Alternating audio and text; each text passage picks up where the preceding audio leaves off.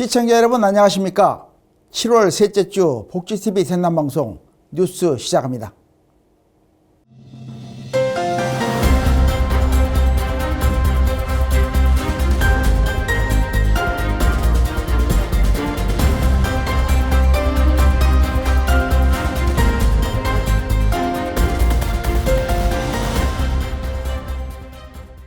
민선국이 순천시정의 운영 방향을 마련해온 손은모 순천시장직 인수위원회가 활동을 마무리했습니다. 결과 보고회를 열고 인수위원회의 활동 결과와 앞으로의 시정 운영 방향을 시민들에게 공유했습니다. 김재상 기자의 보도입니다.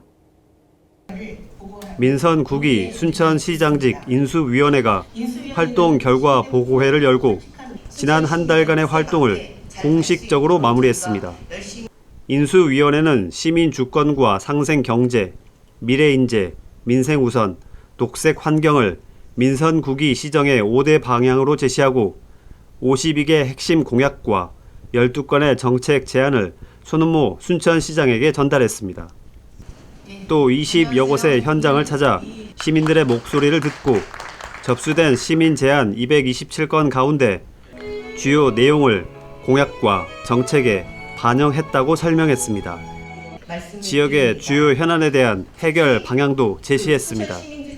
연양뜰 소각장 문제는 경제적 효과와 환경 영향을 처음부터 다시 검토하고 시민 의견을 모으는 과정을 거칠 것을 제안했습니다.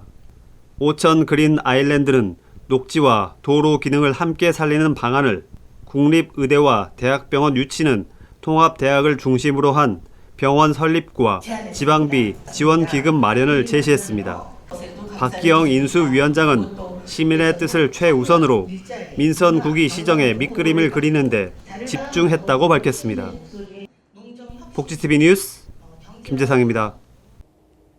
다음 뉴스입니다. 제10대 여수시의회와 순천시의회가 새로운 출발을 알리며 본격적인 의정활동에 들어갔습니다. 두 의회는 개원과 함께 시민을 위한 의정활동과 지역 현안 해결에 힘쓰겠다는 각오를 밝혔습니다. 새롭게 구성된 의회가 앞으로 지역 발전을 위해 어떤 역할을 해나갈지 관심이 모아집니다. 정화린 기자가 전합니다. 제9대 여수시의회가 개원식을 열고 본격적인 의정활동의 시작을 알렸습니다. 여수시의회는 현충탐 참배를 시작으로 2026 여수세계 선박람회 부행사장을 찾아 주요 시설과 준비 상황을 점검했습니다.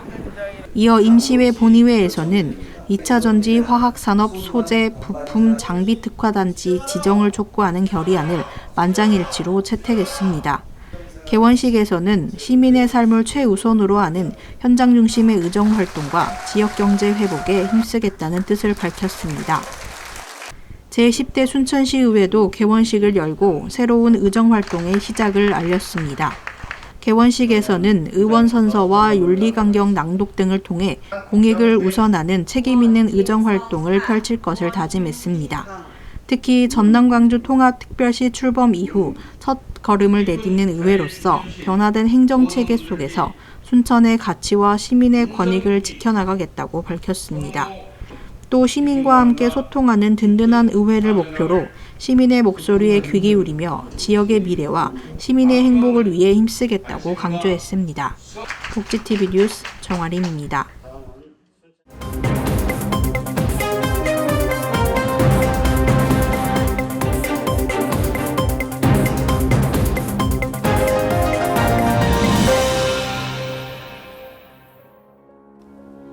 간추린 소식입니다. 목포의 대표 섬 관광지인 외달도 해수욕장과 해수풀장이 8월 23일까지 운영됩니다. 목포시는 해수 취수 시설을 확충해 깨끗한 바닷물을 공급하고 어린이 미끄럼틀과 대형 에어 바운스 등 가족 단위 놀이시설도 새롭게 마련했습니다. 또 매주 금요일과 토요일에는 조명과 음악, 거품이 어우러진 야간 DJ와 버블 이벤트를 운영해 색다른 즐길거리도 제공합니다. 외달도는 목포 여객선 터미널에서 여객선으로 약 60분 거리에 있으며 여객선은 하루 4차례 왕복 운항해 여름철 피서객들의 편의를 높일 예정입니다. 전남 광주 통합특별시 장애인 자립생활센터 협의회가 공식 출범하고 장애인의 자립생활과 권리 보장을 위한 활동에 들어갔습니다. 출범식에는 전남과 광주 지역 관계자와 회원 등 300여 명이 참석해 앞으로의 활동 방향을 공유했습니다. 협의회는 장애인이 사는 지역에 관계없이 동등한 권리를 누릴 수 있어야 한다며 자립생활 지원과 24시간 활동 지원 확대, 특별 교통수단 확충 등을 요구했습니다. 또 도시와 농어촌, 섬 지역의 장애인 복지 격차를 줄이고 장애인이 지역사회의 구성원으로 살아갈 수 있도록 권리보호 활동을 이어갈 계획입니다.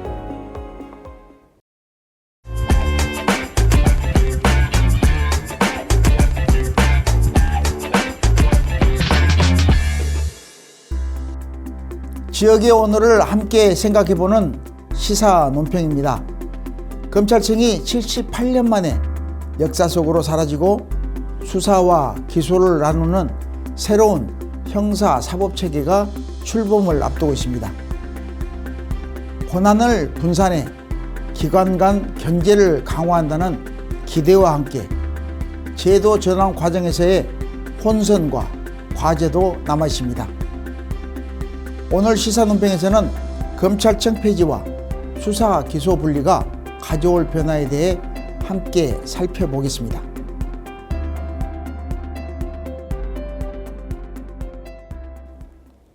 여러분, 78년이면 어느 정도 시간일까요? 사람으로 치면 웬만한 어르신도 뒷방으로 물러날 나이입니다. 그런데 이 78년 동안 한 번도 자리를 안 비켜준 조직도 있었죠. 바로 검찰청입니다. 그런데 올해 10월 정말로 검찰청이 문을 닫습니다. 수사는 중대범죄수사청이, 기소는 공소청이 나눠 갔습니다. 한마디로 요약하면 이렇습니다. 너 이제 혼자 다 하지 마. 대한민국 형사사법 역사상 가장 큰 권력 다이어트가 시작된 겁니다. 지금까지 검찰은 좀 특이한 존재였습니다.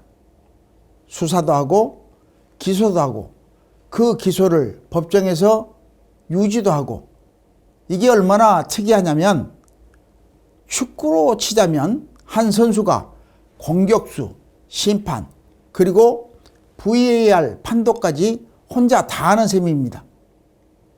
그러니 판정 시비가 안 붙을 수가 없겠죠. 이제는 다릅니다. 수사는 중수청이, 기소 여부 판단과 법정 공방은 공소청이 맡습니다. 검사는 앞으로 공소 제기와 유지에만 집중하게 됩니다. 축구 비유를 이어가자면 이제 공격수는 공격만 하고 심판은 심판만 보는 겁니다. 상식적으로 들리시죠? 물론 이사가 그렇듯 짐을 다 옮기기 전까지는 온 집안이 난장판입니다. 검사와 인력을 중수청과 공소청으로 나눠 옮기는 작업이 올해 9월까지 끝나야 하는데 법조계에서는 벌써 매뉴얼도 없이 이사부터 간다는 우려가 나옵니다. 보안 수사권을 아예 없앨지 말지도 아직 국회에서 씨름 중이고요. 하지만 진짜 궁금한 건 다이어트 성공 후의 모습이겠죠. 자, 먼 미래로 한번 가보겠습니다. 권력이 한 곳에 몰려있지 않으면 그 권력을 정치적으로 이용하기가 훨씬 어려워집니다. 시간이 지나면 국민들이 체감하는 변화는 이런 것입니다. 특정 사건이 터졌을 때 저건 정치적 표적 수사 아니냐? 라는 의심이 지금보다는 줄어들 겁니다.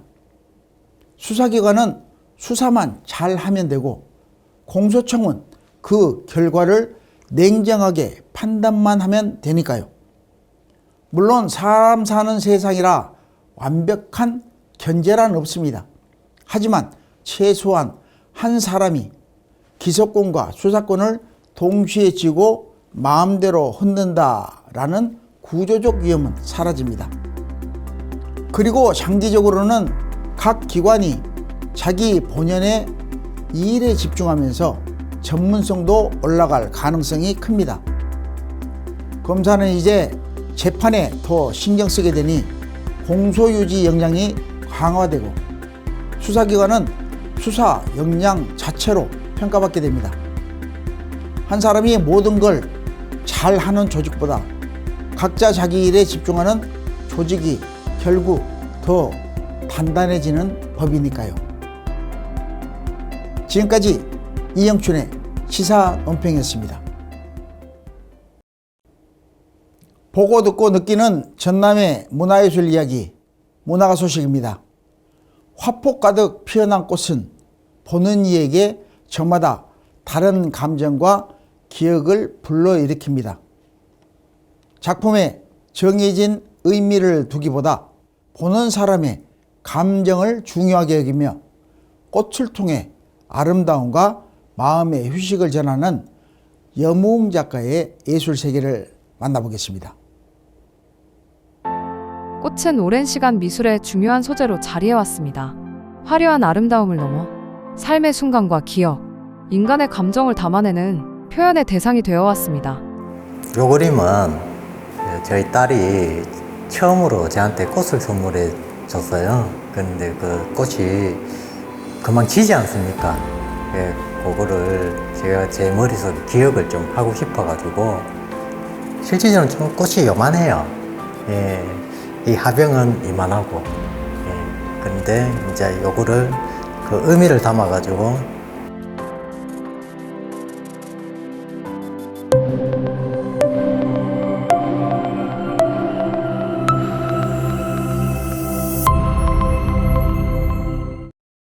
비가 그쳐가지고 예. 다행이죠.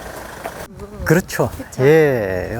안 그래도 더운 날씨에 사람들이 좀 오실까 좀 걱정 좀 됐습니다. 여무웅 작가는 섬세하고 사실적인 표현을 바탕으로 꽃이 가진 아름다움과 감정을 화폭에 담아냅니다. 그림을 통해 가지고 그림을 감상하시는 분들이 아름다움을 느끼는데 그 안에서 사진 같다라는 느낌보다는 기억 속에 뭐 장미의 아름다움이나 뭐 내적인 아름다움에 조금이라도 느끼고 갔으면 하는 그런 마음이에요. 하지만 지금의 작품 세계에 이르기까지 작가의 작업은 여러 차례 변화해왔습니다. 인물화에서 출발의 개념 미술과 추상화를 거치며 자신만의 표현 방식을 끊임없이 고민해왔습니다. 그 과정에서 작가가 내린 결론은 명확했습니다. 작가가 그림을 통해서 얘기하기보다는 보는 사람이 그냥 그대로 느낌, 순수하게 그냥 어떠한 느낌을 받든 그 느낌이 가장 중요하게 여기거든요. 그림에 정해진 의미를 담아 설명하기보다는 관람객이 작품 앞에서 느끼는 감정 그 자체가 중요하다는 것입니다. 작품 속 꽃 역시 하나의 의미로 규정되지 않습니다.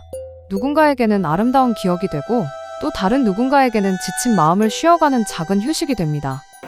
어려웠던 부분은 이 표현적인 부분이 어려운 건 없어요. 그림을 그리는데 뭐 똑같이 그리는 건 누구나 할 수 있거든요. 시간이 지나면은. 근데 그 안에 느낌, 그 내가 받는 그 아름다움이나 슬픔이나 이런 부분에서 느끼지 못하는 부분이 한 번씩 생겨요. 그리면서도. 그럴 때 가장 힘들어요.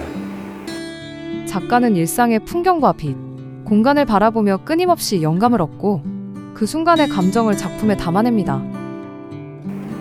항상 어려움이 어떤 어려움이냐 하면은 이 내가 그림에 의미를 두면 줄수록 마음이 좀 불안해지더라고요. 그 마음 불안한 거를 사람들한테 이 설명을 계속하고 이러니까 이게 진짜 맞는 건가? 그림이 굳이 그림 안에 의미를 줘야 되는 건가? 여기서 많이 고민을 했어요. 예, 그러다가 내가 내린 결론은 그림은 그림일 뿐이다라는. 오랜 시간 화폭 앞에 머물며 완성한 사실적인 표현도 결국 관람객과 소통하기 위한 작가만의 언어입니다. 그림을 통해 많은 사람들이 아름다움을 느끼고 잠시나마 마음의 여유를 얻기를 원하고 화폭 위에 피어난 꽃들이 저마다의 마음속에서 새로운 감정과 기억으로 이어지기를 바랍니다. 지역의 변화가 주민들의 더 나은 일상으로 이어지고 전남 곳곳에도 활기가 되어지는 여름이 되길 기대합니다. 시청해 주신 여러분 고맙습니다.